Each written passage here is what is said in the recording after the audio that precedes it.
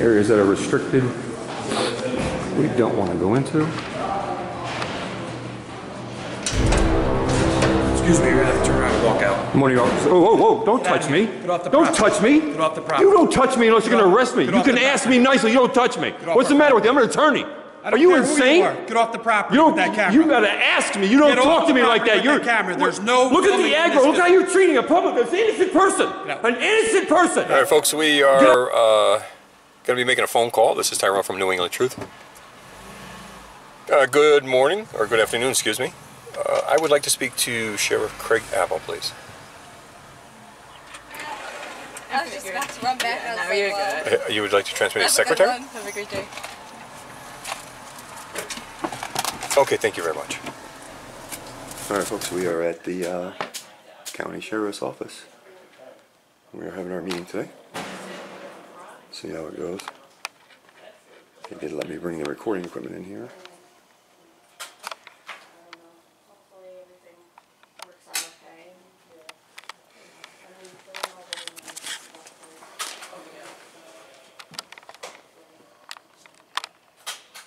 Maybe not. Oh, we're not allowed in. I know somebody in charge now. Sir. Come on. Go on it.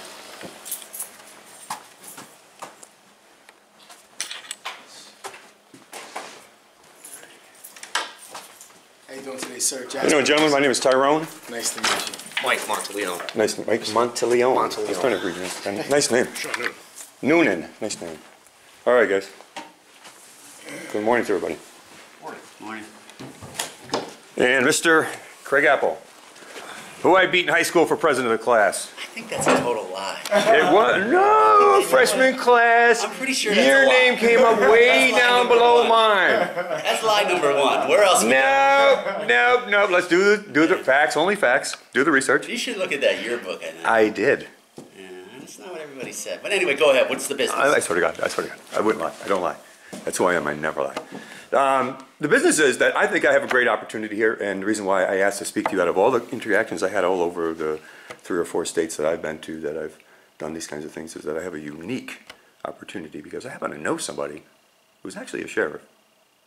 There's a huge strife, underground thing happening. I'm sure you're fully aware of it. You've got teams working on it. And there's issues with dissension in the United States of America when it comes to police officers and its citizens, not just in regards to the First Amendment, but in regards to a lot of the amendments. The 4th and 5th, I think, in the first are the primary. The second is an issue in some parts, and it's put you guys at odds because I also was offered an Albany, New York police officer's position.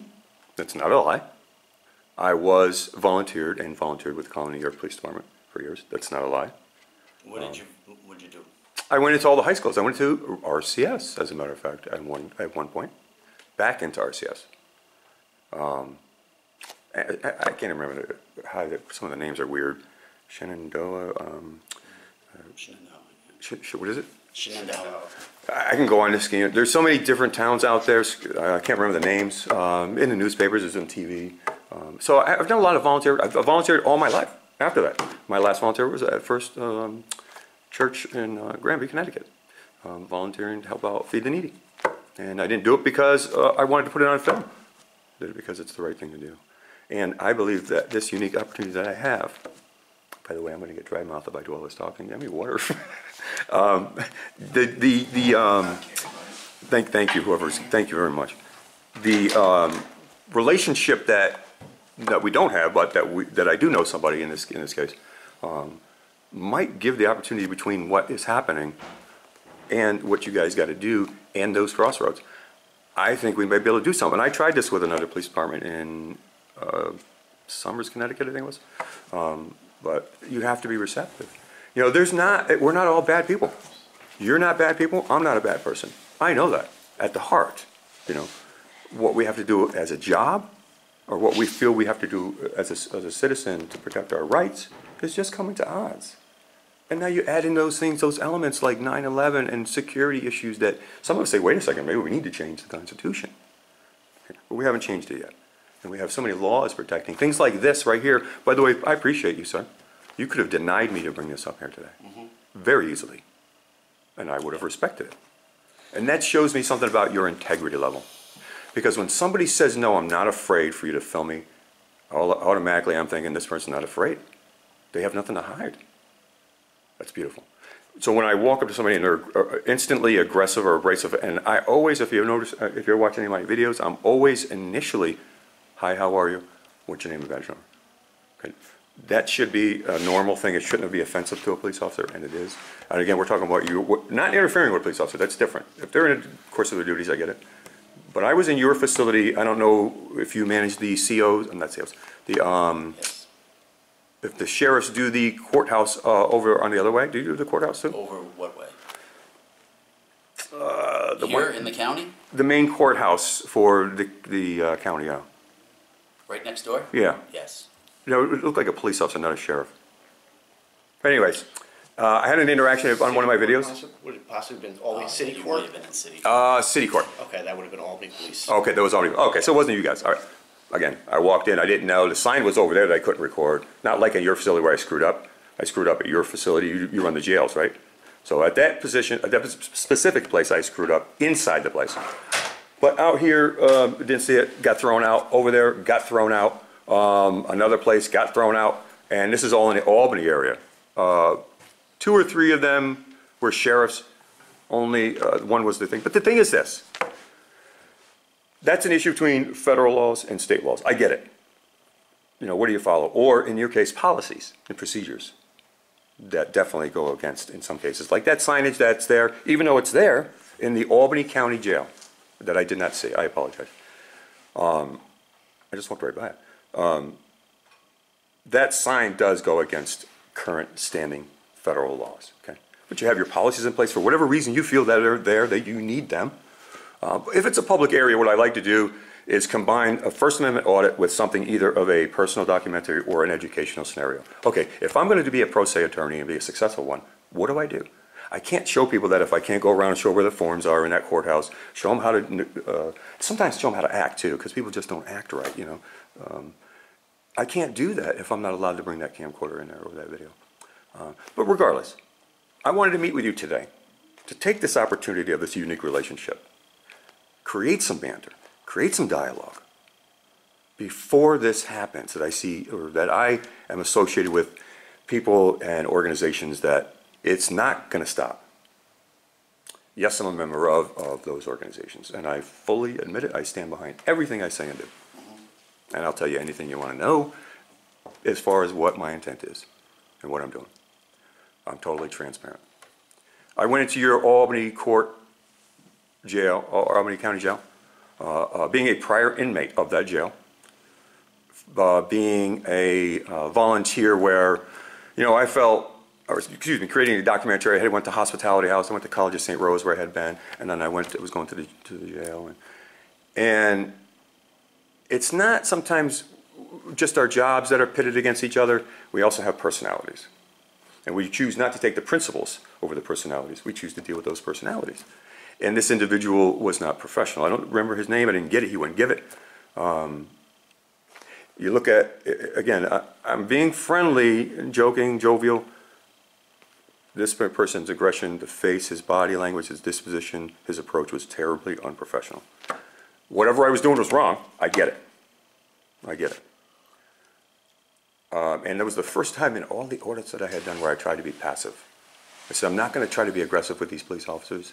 I want to just do a documentary. For me, really, if it turns into a First Amendment, it will.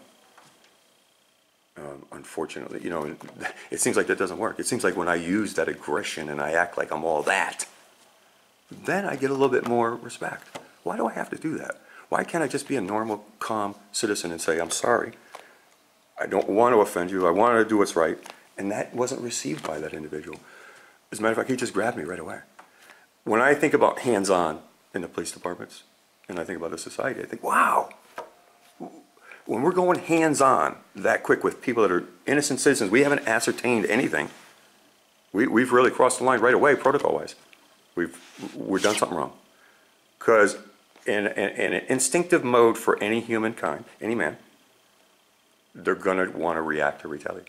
Now, if they move, they flinch, boom, now you're on top of them. Now they really feel, now they're moving again. Now they're dead, in worst case scenarios.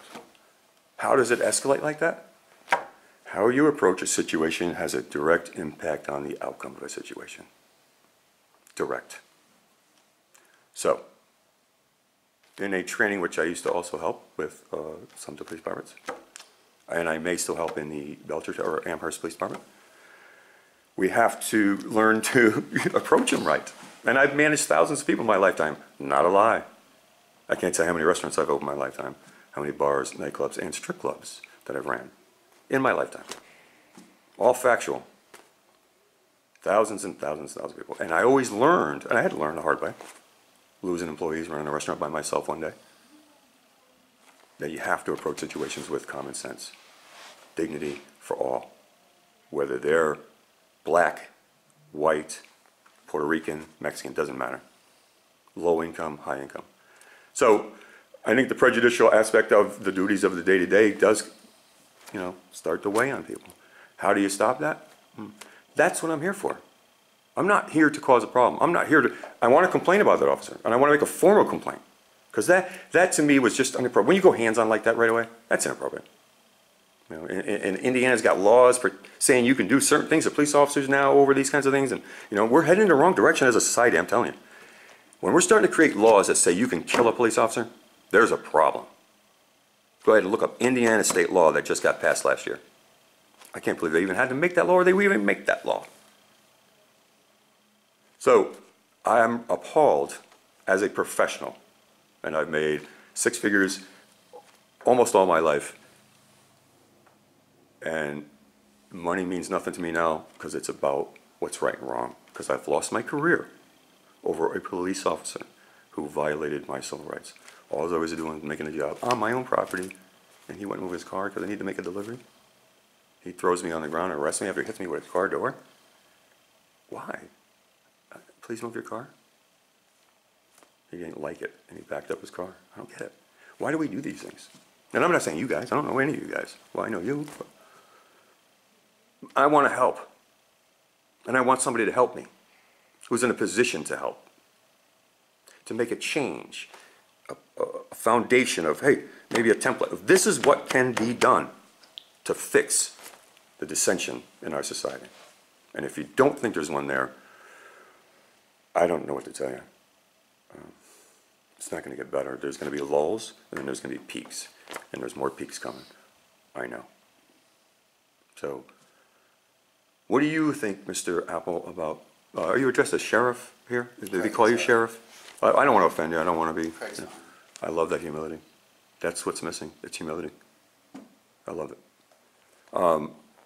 Craig, what do you think about the individual that day? And I know you had said, you had watched the video, you had been aware of it. What was your opinion on that scenario that you're aware of under your command?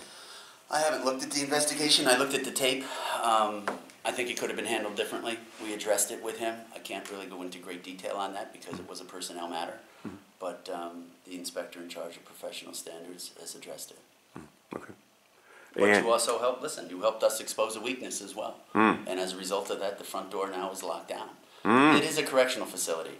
There you go, lock it down. So it is. Yeah, because I didn't inadvertently just walked in. I didn't, I don't know how I missed that big sign, but I missed it. And I apologize to the integrity of your security. I wasn't trying to test the integrity of your security.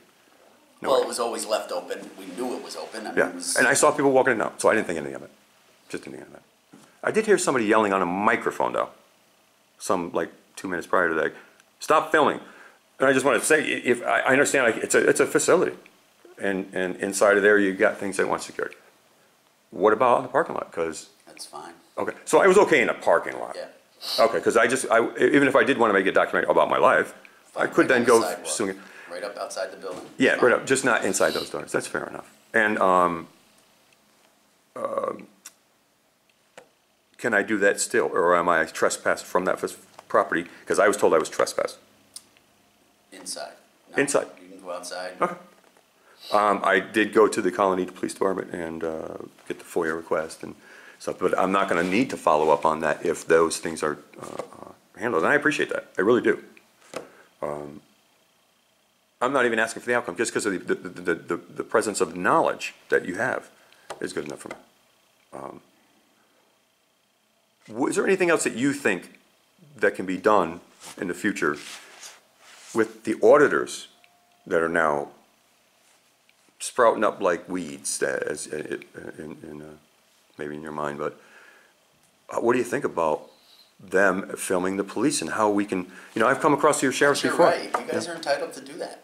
You're entitled to do that. I don't have an issue with that. Film away. I mean, we wear body cameras. Well, our agency doesn't. Most police wear them. We're in the process right now. We just got a grant. We're purchasing them. We had a vendor in here yesterday. We have in-car cameras. I mean, we film you. So, I mean, we don't have a problem with that. You sound too good to be true. My auditing community is going to fall in love with you, I think. Between the sites, I have about 15,000 subscribers, so, and all over the world. It's amazing to see somebody be like this. And I'm not blowing smoke up your butt because I know you. Listen, all we're looking for is it's non-confrontational. That's all. Non-confrontational. That's all. And it's a two-way street. Two-way street. And I will never be confrontational until it's time for me to be. I don't believe that I should always have to be passive. I believe that as long as I'm not physically doing anything, don't ever do anything physically. If an officer gives you a command, you follow it. In my mind, if an officer's going to give you a command, a lawful command, he follows. But I'm going to use my mouth in my redress. But what do you think that there's a solution here outside of what's happening? Do you see anything outside of the box that's not happening? The solution is if everybody treats people how they want to be treated, it will work out. That's the bottom line. And I think we have a proven track record within this department of doing that time and time again. Okay. I have not had any bad interactions with any Albany sheriff other than that one guy that I know of. None, as far as how they handled me. It kind of threw me off a little bit, actually. Shocked me. Maybe not really nice guy, but not that day. He is actually. You know what I mean? Maybe a great guy, normally, but maybe that day he had a bad day. I don't know. That's the thing, I use common sense, too. You know what I mean? It's not like I hate cops. I don't. We need them. I think that. I say that. I get yelled at all the time from my community. I want to work things out. Just for, I want to hear that name one more time. Could you just identify yourself because you're here and people are going to want to know? The last name is Monteleone. Okay. Officer Monteleone? Do you call officer? Is it officer? I'm the undersheriff. Undersheriff? Yes. And would that be officer or would it be Sheriff Monteleone? Undersheriff. Undersheriff's title. Title. Yeah. Sheriff, we know, and. I'm Inspector Sean. No, yeah. And you, sir? Chief Counsel Jasper Mills. Chief Counsel, what's your role? All right, folks, so that's our interview with the sheriff here at Albany County Sheriff, and a little panel, his undersheriff, a little legal representation there, and another individual, no officer. So, we did some follow-up. I know this individual, so I do believe in him. And accountability is there. I have a lot of work to do, so I'm not going to continue to follow up with this case. People wonder why I don't. It's because, like I told you before, I'm only one person. I can't handle all these cases by myself, pro se, all the time. I can only do what I can do. So, I have a case in Massachusetts, still pending trial is February 4th, and a case in Connecticut. And we're gonna let go of this case in New York for now. This is Tyrone from New England Truth, signing out. Talk to you soon, folks.